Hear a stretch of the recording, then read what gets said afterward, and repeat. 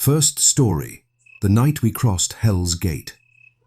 It was a humid summer night in Oxford, Alabama, back in 2018, when my buddies and I decided to tempt fate. We'd all grown up hearing whispers about Hell's Gate Bridge, that rickety old steel span tucked away on the outskirts of town, overgrown with kudzu, and forgotten by just about everyone except the locals who knew better than to go near it after dark. The stories varied depending on who was telling them, but they all boiled down to the same chilling core. That bridge wasn't just a crossing over Coldwater Creek. It was a threshold to something unholy. Stop your car in the middle at midnight, they said, and you'd see the fiery gates of hell flickering at the far end, beckoning you forward. Or worse, you'd relive the tragedy of that young couple from the 50s whose car broke down right there, leading to a night of terror that ended in blood. I was 22 at the time, fresh out of community college and working a dead-end job at the auto parts store. My friends, Jake, the loudmouth adrenaline junkie, Sarah, his girlfriend who pretended to be tough but jumped at every shadow, and Mike, the quiet one who always had a flask hidden in his jacket, were all itching for something to break the monotony of small-town life. We'd been swapping ghost stories over cheap beer at the local dive bar when Jake brought it up. "Come on, guys," he slurred, slamming his bottle down. "Hell's Gate. Midnight tonight. Who's chicken?" We laughed it off at first, but by closing time, the idea had taken root like poison ivy. What harm could it do? It was just an old bridge, right? A relic from the railroad days, abandoned and rusting away. We piled into Mike's beat-up Ford pickup, the engine rumbling like it knew we were heading somewhere we shouldn't. The drive out there felt longer than it should have. Oxford's not a big place, but as we left the streetlights behind and turned onto those narrow back roads, the world seemed to close in. Tall pines lined the way, their branches arching overhead like skeletal fingers, blocking out the stars. The radio crackled with static, flipping between stations on its own, country tunes giving way to garbled voices that sounded almost like whispers. Sarah fiddled with the dial, but it didn't help. "This is creepy already," she muttered, huddling closer to Jake in the back seat. Mike just gripped the wheel tighter, his knuckles white in the dashboard glow. I sat shotgun, trying to play it cool, but my heart was pounding.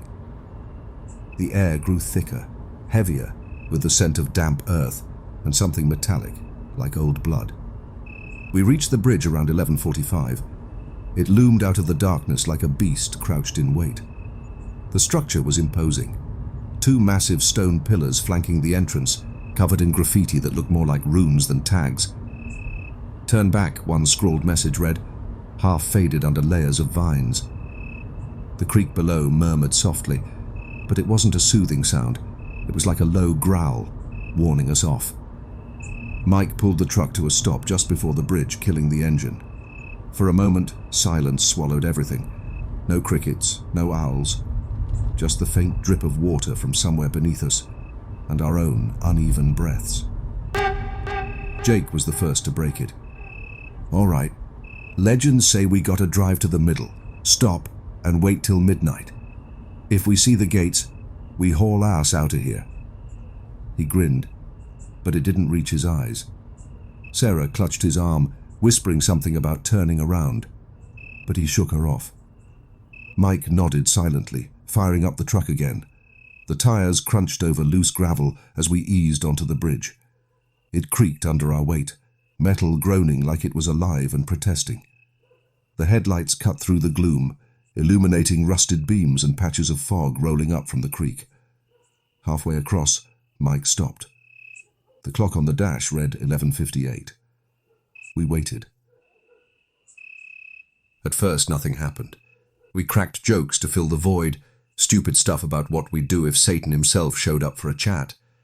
But as the minutes ticked by, the laughter died. The fog thickened, swirling around the truck like smoke from an unseen fire. Sarah pointed out the window. "Do you guys see that? At the end of the bridge?" We all leaned forward, squinting. There in the distance, Beyond the far pillars, a faint reddish glow pulsed.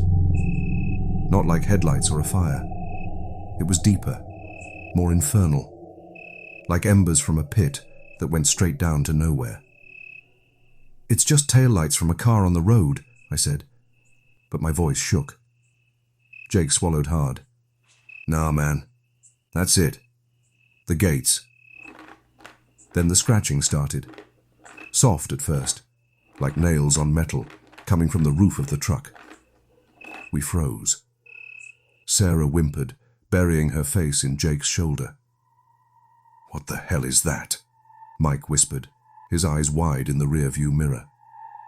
The sound grew louder, rhythmic, like something, or someone, was dragging their feet across the top. I remembered the old story. The boyfriend who left his girl in the car to get help, only to be found hanging from a tree branch above, his shoes scraping the roof as he swung in the wind. "Start the truck," I hissed at Mike. He turned the key, but the engine sputtered and died. Again and again, nothing but a weak click. The glow at the end of the bridge intensified, and now we could hear distant screams, faint and echoing, like they were rising from the water below. Panic set in. Jake banged on the dashboard. "Come on, you piece of junk!" Sarah was crying now, rocking back and forth. The scratching stopped abruptly, replaced by a heavy thump on the hood. We all jumped. Through the windshield, in the beam of the fading headlights, a figure emerged from the fog. A man, or what used to be one. His skin was pale and bloated, like he'd been underwater too long, clothes tattered and dripping. He stared at us with empty sockets where eyes should be, his mouth twisted in a silent scream. But the worst part was his feet. They dangled just above the hood, as if he were suspended from above. Mike finally got the engine to turn over, roaring to life. He slammed the gas, and we lurched forward. The figure vanished into the mist as we sped toward the end of the bridge. But as we approached, the red glow sharpened into shapes. Twisted iron gates, writhing with what looked like flames and shadowy forms clawing at the bars. Whispers filled the cab, voices begging us to stop, to join them. "They're the ones who didn't make it," Sarah sobbed. "The couple, the kids from the fire, all of them." We burst through to the other side, tires screeching onto solid ground. The glow faded behind us, but the whispers lingered in our ears for miles. We didn't speak until we hit the highway, and even then it was just shaky assurances that it was all in our heads. A trick of the light, exhaustion, whatever. But deep down, we knew better. That was 7 years ago. Jake and Sarah broke up not long after. She couldn't sleep without nightmares, and he started drinking too much to forget. Mike disappeared a year later. Last anyone saw him, he was heading back toward Oxford, muttering about unfinished business on that bridge. Me? I moved out of state, but the memories follow. Sometimes, late at night, I hear that scratching on my roof, faint but insistent, and I wonder if one day it'll be my feet dangling, scraping away in the wind. If you're ever in Alabama and hear about Hell's Gate Bridge, do yourself a favor, stay away, because once you cross it, something crosses back with you, and it never lets go. Second story, the whispering shadows of Hell's Gate Bridge. Picture this. It's a cold, foggy night in late October 2019 in Oxford, Alabama. The kind of night where the air feels thick, like it's pressing down on your chest, and every sound seems to echo with a warning. My name's Ethan, and I'm about to tell you a story that still keeps me up at night. A story about a place the locals call Hell's Gate Bridge. If you've heard of it, you know it's not just some old railroad crossing over Coldwater Creek. It's a place where the veil between our world and something far darker feels paper thin. And if you haven't heard of it, well, maybe that's for the best. Because once you know what happened to me and my friends out there, you'll never look at a quiet country road the same way again. I was 19, fresh out of high school, working odd jobs and hanging out with my crew. Tyler, the guy who always had a wild idea, Kayla, his sister who was way smarter than the rest of us, but loved a thrill, and Ben, the skeptic who'd roll his eyes at anything that smelled like superstition. We'd grown up hearing the legends about Hell's Gate, that crumbling steel bridge on the edge of town, swallowed by vines and shadowed by stories of tragedy. They said if you parked on it at midnight, turned off your lights, and stayed silent, you'd see the gates of hell glowing red at the far end. Some swore they heard screams from the creek below. Others talked about a girl in white who'd appear in your rearview mirror, her face burned beyond recognition. The worst stories were about the couple from the 60s who broke down on the bridge and were never seen again. At least, not alive. Their car was found empty, doors locked, with claw marks gouged into the roof. That night, Tyler was in one of his moods, hyped up on energy drinks and itching for trouble. We were at Kayla's place, sprawled across her basement couch, when he brought it up. "You all ever been to Hell's Gate?" he asked, his grin sharp as a razor. Ben snorted, tossing a bottle cap at him. "It's just a rusty bridge, dude. You believe that ghost crap?" Kayla, scrolling on her phone, looked up. "My cousin went out there once, said his car wouldn't start till sunrise. Swore he saw something." Her voice trailed off, and I felt a chill, even in that stuffy basement. Tyler leaned forward. "Let's do it. Tonight. Midnight. We park. We wait. We see what's real." I should have said no. I wanted to.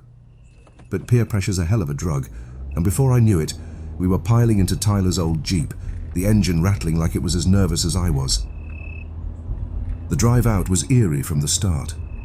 The back roads to Hell's Gate were pitch black, the kind of dark that swallows your headlights whole.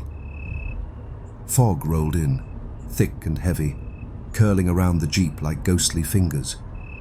The radio kept cutting out, spitting bursts of static mixed with what sounded like a preacher's voice, low and urgent, reciting something we couldn't quite make out.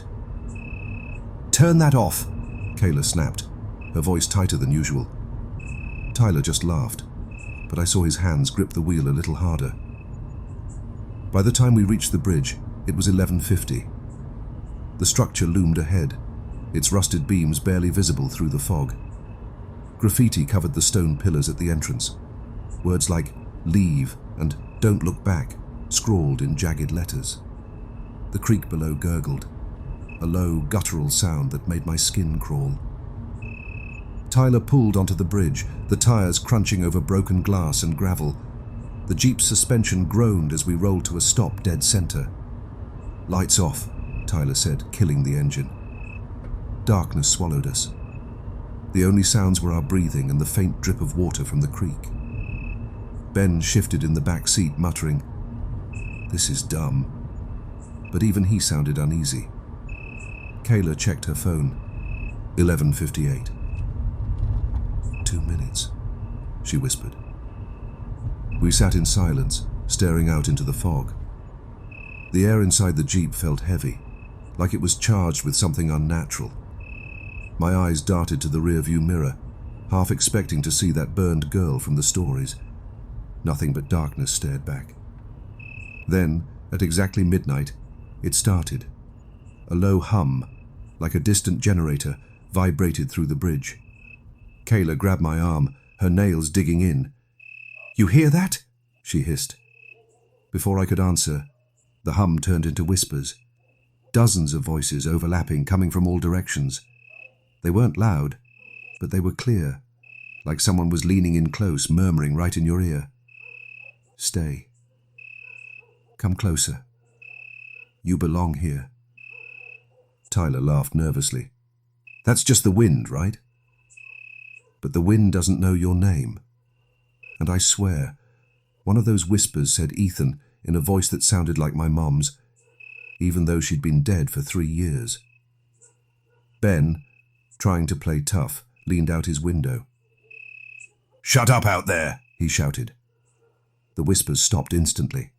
For a split second I thought we were in the clear. Then something slammed against the side of the Jeep, hard enough to rock it on its springs. Kayla screamed, scrambling into the middle of the back seat. "What was that?" she yelled. Tyler fumbled with the keys, but before he could turn them, the headlights flickered on by themselves, dim and flickering, casting long shadows across the bridge. And there, at the far end, was the glow. Not just red, but a deep, pulsating crimson, like blood lit from within.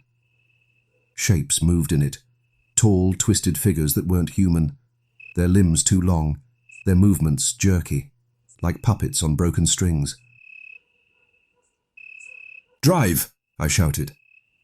Tyler turned the key, but the engine only coughed. The whispers came back, louder now, chanting in a language I didn't understand but felt in my bones. The temperature in the Jeep plummeted. My breath fogged up even though it was a warm night. Kayla was sobbing, clutching her phone, which was now showing nothing but static. Then we heard it. A slow, deliberate tapping on the roof. Tap. Tap. Tap. Like someone was walking across it, testing each step. Ben swore and kicked open his door, shining his phone's flashlight up. "There's nothing there!" he yelled, but his voice cracked.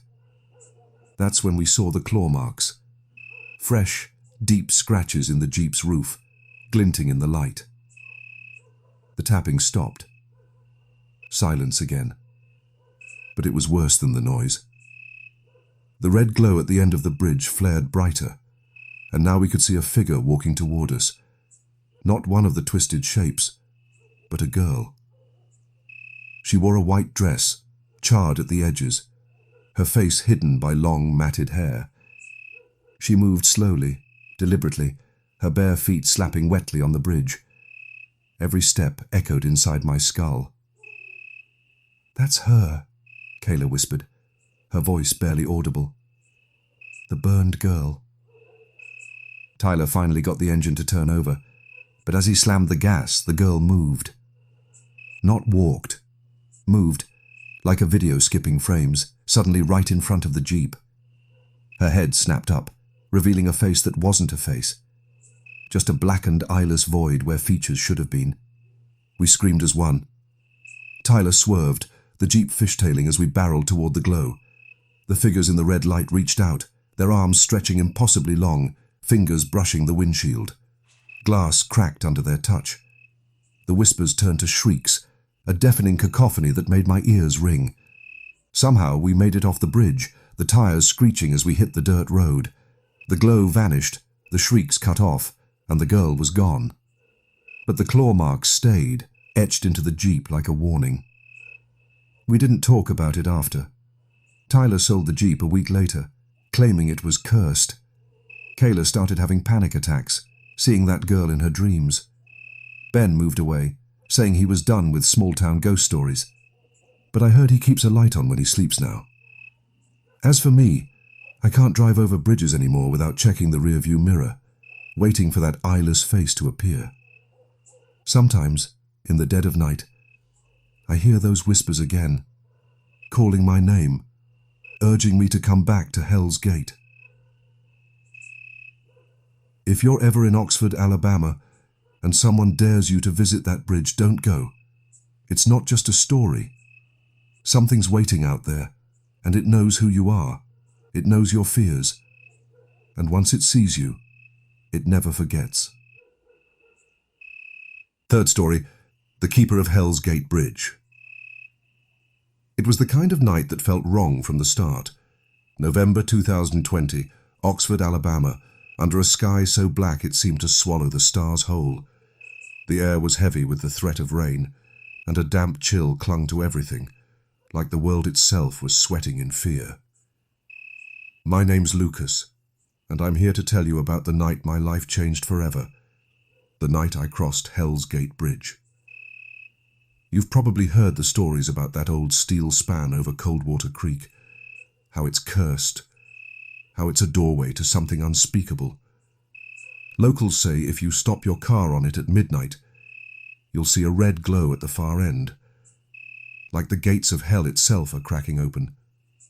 Some talk about a couple who vanished there decades ago, others about ghostly figures that climb out of the creek. But what I experienced wasn't just a ghost story. It was something older, something alive, and it's still out there, waiting. I was 21, a part-time mechanic with too much time on my hands and a bad habit of chasing thrills.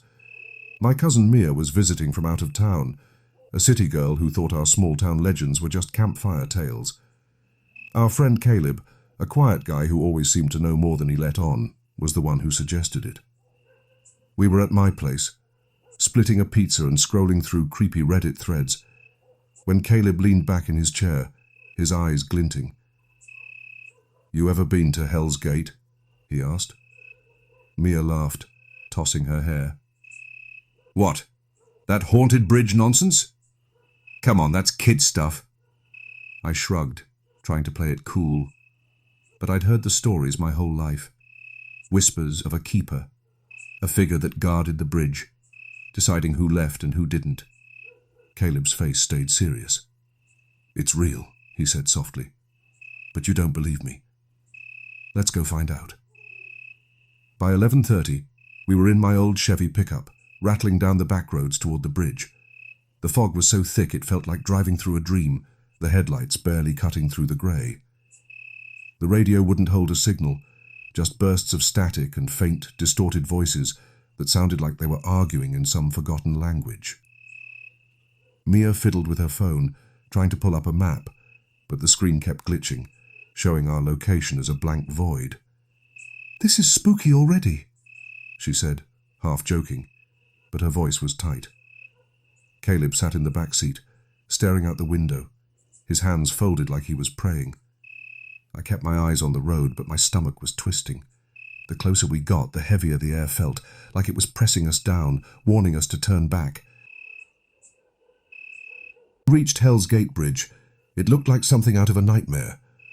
The steel framework was rusted and jagged, draped in vines that seemed to writhe in the wind. The stone pillars at the entrance were scarred with graffiti. Phrases like, "It sees you," and "No escape," scratched deep into the rock. The creek below hissed and churned, its waters black as oil.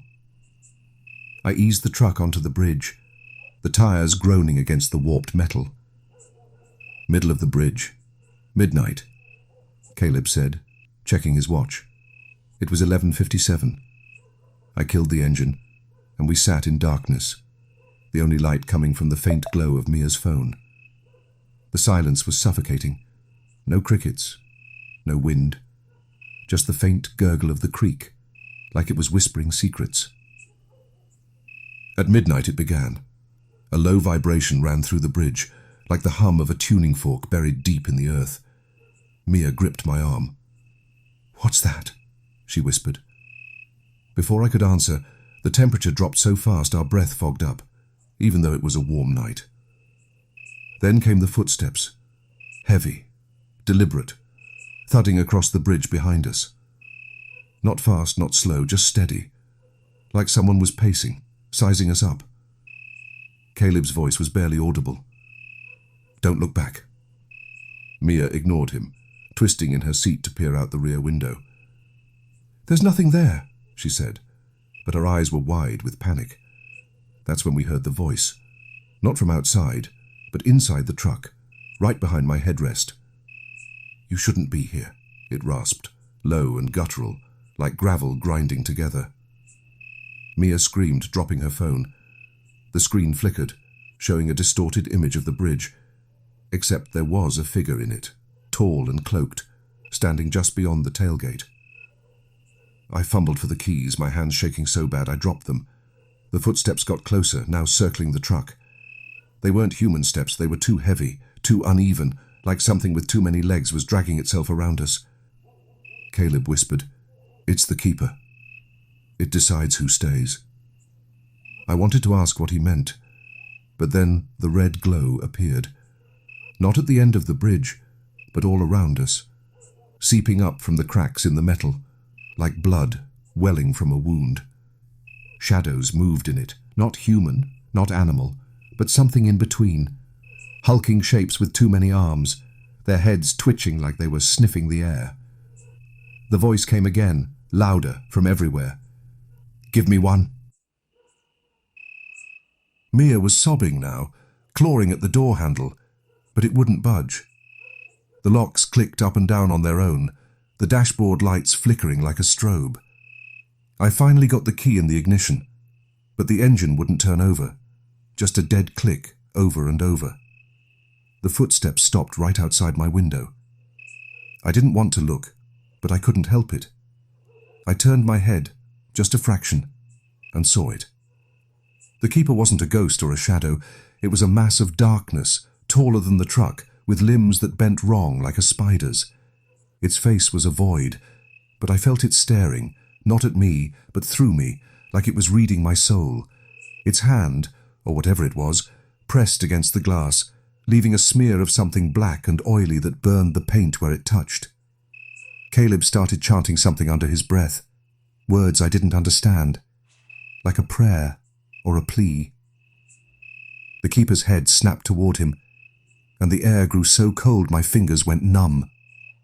"One," it said again, and the truck shook violently, like something was trying to flip it into the creek. Mia screamed, "Take me! Just let us go!" I grabbed her, yelling, "No, don't say that!" But it was too late. The keeper's hand smashed through the window, glass exploding inward. It didn't grab Mia. It grabbed Caleb. He didn't scream, didn't fight, just went limp as the thing dragged him out, his body vanishing into the red glow. The truck roared to life, and I floored it, the tires screeching as we shot off the bridge. The glow faded behind us, but the voice followed, echoing in my head. "You'll come back." We never saw Caleb again. The police searched the bridge, the creek, the woods. Nothing. His family thinks he ran away. But Mia and I know the truth. She moved away a month later, said she couldn't stay in a town where that thing still waited. I tried to move on, but every night I hear those footsteps outside my window, pacing, waiting. Sometimes I wake up with black smudges on my hands, like I've been touching that oily residue. And last week, I found a note on my windshield, written in jagged letters, "You owe me one." If you're ever near Oxford, Alabama, and someone mentions Hell's Gate Bridge, don't go. It's not just a story. The keeper is real, and it's always hungry. It let me leave that night, but I know it's not done with me. And if you cross that bridge, it won't be done with you either.